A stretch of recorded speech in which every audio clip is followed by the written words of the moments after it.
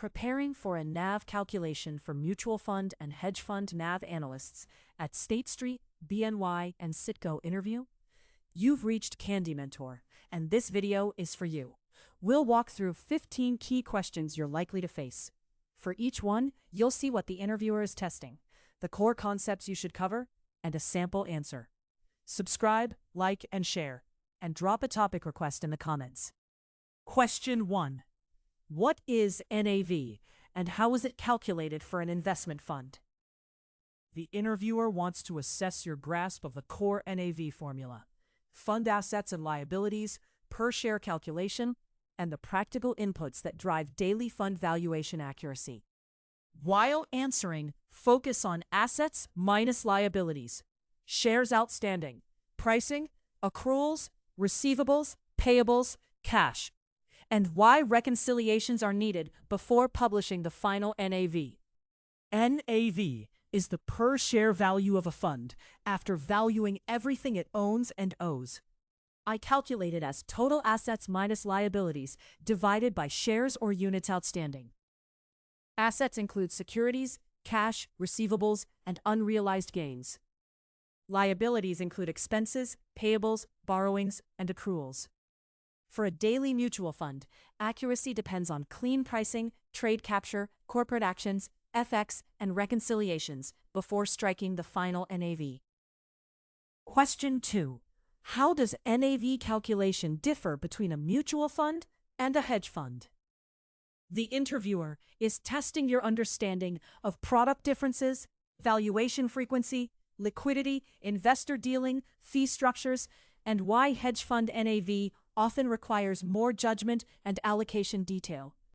Make sure to cover daily versus monthly NAV cycles, listed versus illiquid assets, shareholder dealing, performance fees, equalization, side pockets, and investor-level capital account allocation. The formula is similar, but the operating model differs. A mutual fund usually has daily dealing, exchange-traded pricing, and strict cutoffs for subscriptions and redemptions. A hedge fund may calculate monthly NAV, hold illiquid securities, use broker statements, and include management fees, performance fees, side pockets, or equalization. In interviews, I would show that mutual fund NAV is volume and control-driven, while hedge fund NAV is more judgment-heavy and investor allocation-focused. Question 3. How would you price securities when calculating NAV? This question evaluates your knowledge of valuation sources, pricing hierarchy, approved vendors, stale price handling, fair valuation escalation, and documentation standards expected in fund administration environments.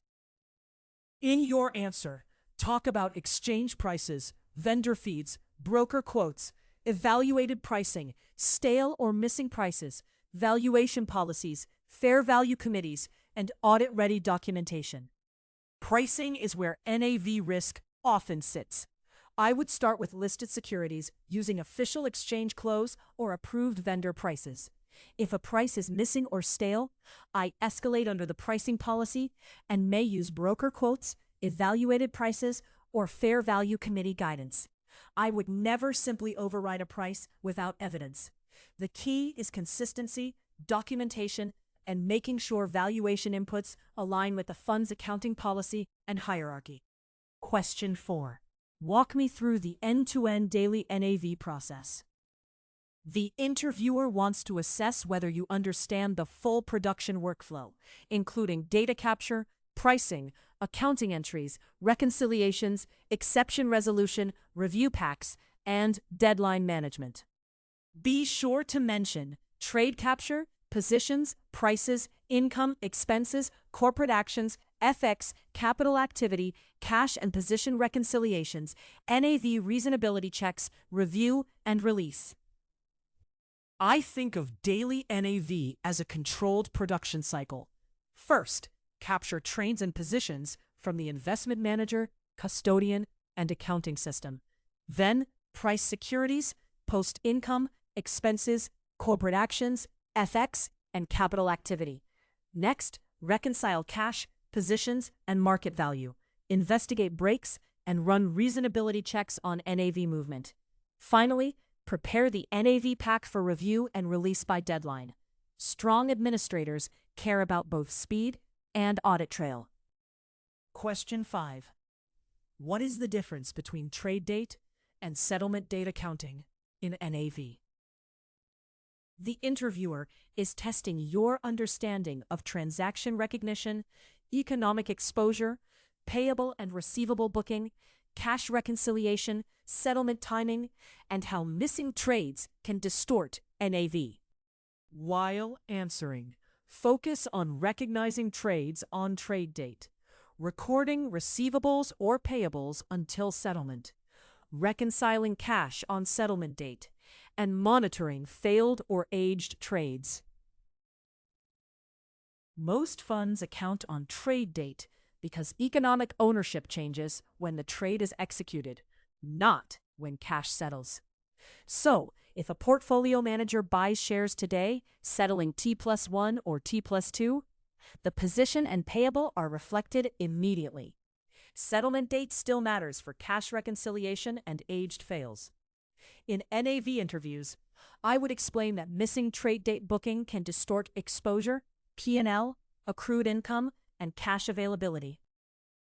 Question 6. How do corporate actions affect NAV calculation? This question evaluates your ability to process dividends, splits, mergers, rights issues, spin-offs, and mandatory or voluntary events, while understanding their impact on positions, income, and valuation.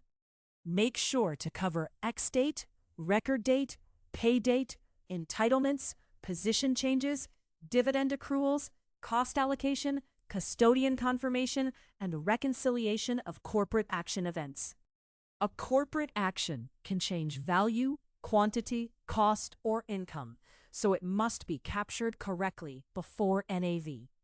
For a cash dividend, I would accrue income on X date if the fund is entitled to it. For splits, rights, mergers, or spin-offs, I would check custodian records, market data, and accounting treatment. The interview answer should show control mindset. Confirm event terms, book correctly, reconcile positions, and explain any NAV impact. Question 7. How are fund expenses accrued in NAV? The interviewer wants to assess your understanding of accrual accounting, recurring fund expenses, estimate updates, fee calculation logic, invoice processing, and how expenses reduce fund NAV over time. In your answer, talk about management fees, administration fees, custody, audit, legal, transfer agency, daily or monthly accruals, approved budgets, reversals, payments, and reasonability checks. Expenses are accrued, so the NAV bears costs in the period they are earned, not only when invoices are paid. For example, if an annual audit fee is expected to be $120,000, I would accrue $10,000 monthly, subject to review. Common accruals include management fees, administration fees, custody, audit, legal, and transfer agency costs. The key is using approved rates, updating estimates, reversing payments, and avoiding double counting. Question 8. How do subscriptions and redemptions impact NAV? The interviewer is testing your knowledge of capital activity, shareholder dealing, unit creation and cancellation, cash receivables and payables, cutoff controls, and investor fairness. Be sure to mention dealing date, NAV-based unit pricing, shares outstanding, cash receivable, redemption payable, transfer agency records, anti-dilution adjustments, and share class allocation. Subscriptions and redemptions change shares outstanding and cash, but they should not unfairly transfer value between investors. If an investor subscribes at today's NAV, the fund records cash receivable and issues units based on that NAV. Redemptions reduce units and create a payable. I would emphasize cutoff times, anti-dilution levies where applicable, correct share class allocation, and matching capital activity to transfer agency records before finalizing NAV. Question 9. What would you do if there is a reconciliation break before NAV release? This question evaluates your practical problem-solving, break investigation process, escalation judgment, materiality awareness, and ability to meet NAV deadlines without compromising control standards. While answering, focus on identifying break type, comparing accounting records to custodian and broker data, checking trades and corporate actions, aging breaks, escalating, and documenting resolution. A reconciliation break is not just an admin issue. It may mean that NAV is wrong. I would first identify whether it is cash, position, market value, income, or timing related. Then I compare accounting records to custodian, broker, and manager files. Check trades, settlements, FX, corporate actions, and fees. If unresolved by deadline, I escalate with clear aging, materiality, and proposed treatment. Good NAV analysts own breaks until closure. Question 10. How would you handle a missing or stale security price? The interviewer wants to assess your pricing exception handling, valuation control mindset, policy adherence, escalation behavior, and understanding of materiality in the NAV process. Make sure to cover checking market status, vendor feeds, alternate sources, broker quotes, stale price flags, fair value escalation, documentation, reviewer approval, and NAV impact assessment. If a listed equity has no current price, I do not guess.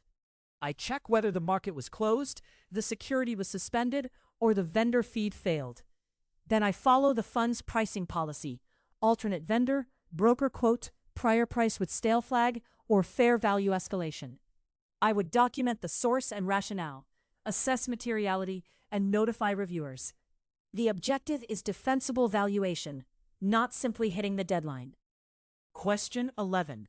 How are derivatives such as futures, swaps, and options reflected in NAV? This question evaluates your understanding of derivative valuation, mark-to-market accounting, margin flows, broker statement reconciliation, notional exposure, and the operational risks derivatives create in NAV. In your answer, talk about fair value, unrealized P&L, variation margin, premiums, reset payments, broker statements, independent price verification, notional details, and counterparty reconciliation. Derivatives are reflected at fair value, with daily P&L flowing into NAV. For futures, variation margin typically settles daily through cash, while the contract's mark-to-market drives gains or losses. For swaps or options, I would use approved valuations, broker statements, independent price checks, and accruals for financing or reset payments. I would also reconcile notional, units, currency, maturity, and counterparty, because small setup errors can create large NAV breaks. Question 12. How does foreign exchange affect NAV calculation? The interviewer is testing your knowledge of multi-currency funds, translation rates, realized and unrealized FX, currency share classes, hedging, and the link between FX and reconciliation. Be sure to mention approved FX rates, translating foreign assets and liabilities, realized FX on settlements, unrealized FX on open balances, share class hedging, and class-level NAV. FX matters because funds often hold assets, cash, expenses, or investors in different currencies. I would translate foreign securities using approved closing rates, record realized FX on settlements, and unrealized FX on open balances. For share classes, hedging gains or losses may be allocated only to the relevant class. A strong answer links FX to pricing, cash reconciliation, income accruals, and class-level NAV differences clearly. Question 13. How are hedge fund performance fees calculated in NAV? The interviewer wants to assess your understanding of incentive fee mechanics, high watermarks, hurdles, crystallization, equalization, series accounting, and investor-specific allocation in hedge fund NAV. While answering, focus on fund documents, fee base, management fee interaction, high watermark, hurdle rate, crystallization period, equalization or series method, and investor capital accounts. In hedge funds, performance fees are not just a simple expense line. I would calculate them based on the fund documents, usually after management fees and subject to high watermarks, hurdle rates, crystallization dates, and investor-specific allocations. Equalization or series accounting prevents new investors from subsidizing old investors' performance fees. In an interview, I would stress reading the offering memorandum carefully and testing the fee calculation against investor capital accounts. Question 14. What would you do if you discovered a NAV error after release? This question evaluates your ethics, escalation judgment, understanding of NAV error policies, materiality thresholds, investor impact analysis, correction procedures, and root cause control remediation. Make sure to cover quantifying the error, identifying cause, checking materiality policy, escalating immediately, correcting entries, possible restatement, investor compensation, documentation, and control fixes. If I discover a NAV error after release, I first quantify it and identify the root cause: price, trade, income, expense, FX, or capital activity. Then I compare it to the fund's materiality policy and notify the supervisor immediately. The response may involve restating NAV, compensating investors, correcting accounting entries, and documenting controls. I would avoid hiding small errors. Transparency and escalation are critical in fund administration. Question 15. What controls would you perform before signing off a NAV pack? The interviewer is testing your understanding of NAV review controls, maker-checker discipline, reasonability analysis, exception reporting, evidence retention, and deadline pressure at administrators like State Street, BNY, and Citco. In your answer, talk about price checks, P&L movement review, cash and position reconciliations, expense review, corporate actions, capital activity, benchmark comparison, approvals, and documentation. Before sign-off, I would run layered checks rather than rely on one reconciliation. I review price exceptions, stale prices, large P&L movers, cash and position breaks, expense reasonability, corporate actions, capital activity, and NAV per share movement versus benchmarks. I also check that preparer and reviewer evidence is saved. At firms like State Street, BNY, and Citco, meeting deadlines matters, but controlled sign-off is what protects clients. If you are still with us, congratulations. You are much ahead of the rest and serious about preparing for your interview. We hope we were able to add value to your preparation and create some helpful content. Do not forget to like and share this video. Your small act can do great things for us.